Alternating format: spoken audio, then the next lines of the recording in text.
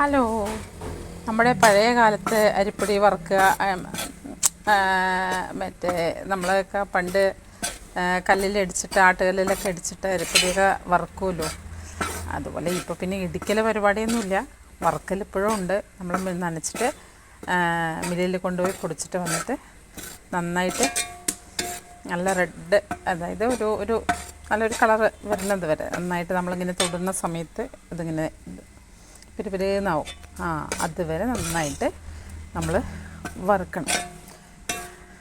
അപ്പോൾ നല്ല മണമായിരിക്കും. പുട്ടാണെങ്കിലും നൂലുപുട്ടാണെങ്കിലും എന്തുണ്ടാക്കണമെങ്കിലും നല്ല മണമായിരിക്കും. കറി വരെ വേണ്ട നമുക്ക്, അത്രയും ടേസ്റ്റി ആയിരിക്കും. അപ്പോൾ പണ്ടൊക്കെ നമ്മൾ മൺചട്ടിയിലാണ് വറുക്കാറ്, ഇപ്പം പിന്നെ മൺചട്ടിയൊന്നുമില്ല.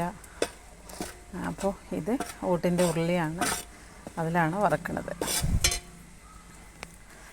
ഇത് അരിപ്പൊടി നനച്ച് പൊടിച്ച പൊടിയാണ്. ഇത് അരിപ്പൊടി നനച്ച് പൊടിച്ചതാണിത്. ഇതിൽ 1.5 പറയുണ്ട്. എന്നിട്ട് നമ്മൾ ഈ പേപ്പറിൽ കുട്ടും. പേപ്പറിൽ കുട്ടിയതിന് ശേഷം നന്നായി ആറിയിട്ട് നമ്മൾ ബക്കറ്റിലിട്ട് വയ്ക്കും. പൊടി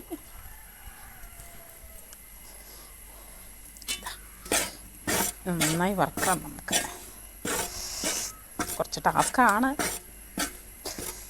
ഒരു 2 മണിക്കൂറോളം ആവും നമ്മൾ ഈ 1.5 പറ വറുത്തെടുക്കുമ്പോഴേക്കും. പക്ഷേ നല്ല ടേസ്റ്റാണ്. ഇതുണ്ടോ, നമ്മൾ ഇളക്കുന്ന സമയത്ത് നന്നായിട്ട് ഇളക്കി നന്നായിട്ട് ആയിട്ടുണ്ട്.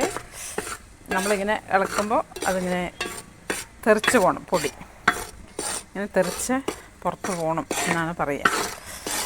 അപ്പോഴാണ് ഇത് ആയി എന്നുള്ള ആ ഒരു റെഡി ആയി എന്നുള്ളതാണ് ആയിട്ട്. ഇതിപ്പോൾ നന്നായിട്ട് നല്ല പിരിപിരിന്നായിട്ടുണ്ട്. വൈറ്റ് കളറുള്ള അരിപ്പൊടി പോയിട്ട് നല്ലൊരു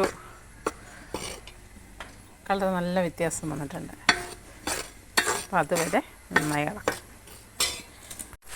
ഹലോ ഗൈസ്, ഞാൻ 2:45 തുടങ്ങിയിട്ട് 6 മണിയായപ്പോൾ ഇത്ര നേരം ഈ അരിപ്പൊടി വറുത്തെടുക്കുകയായിരുന്നു. ക്ഷീണിച്ചു.